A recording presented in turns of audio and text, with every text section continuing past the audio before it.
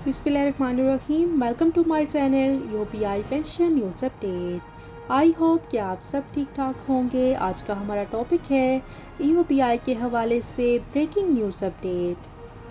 Topic की जानिब बढ़ने से पहले आपसे गुजारिश है कि अगर आप चैनल पर नए हैं तो चैनल को सब्सक्राइब कर लें ताकि सरकारी मुलाजमीन और पेंशनर्स के हवाले से आने वाली हर न्यूज़ अपडेट से आपको बाखबर रखा जा सके।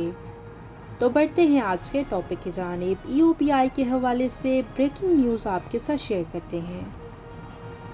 एप्वा की शोबा ख्वातीन की सदर मलका इफरोज़ रोहिला साहिबा का कहना था कि 8,500 रुपये पेंशन ऊँट के मुंह में ज़ीरा है।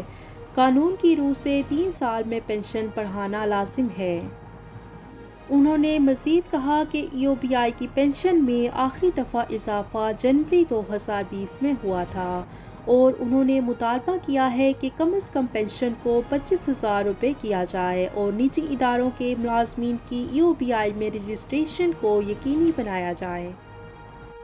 और नौशाबा हाशमी का कहना था कि तमाम बीमादारान को यूपीआई कार्ड जारी किया जाए। बोर्ड ऑफ ट्रस्टीज में ईपीडब्ल्यूए को नुमाइंदगी दी जाए।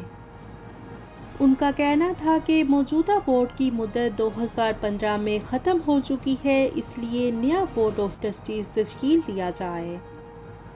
शम्सु जुहा ज़ुबैरी का कहना था कि यूपीआई का सरमाया 500 अरब रुपए से ज़ायद है और यूपीआई की पेंशन आसानी 25,000 रुपये माहाना की जा सकती है।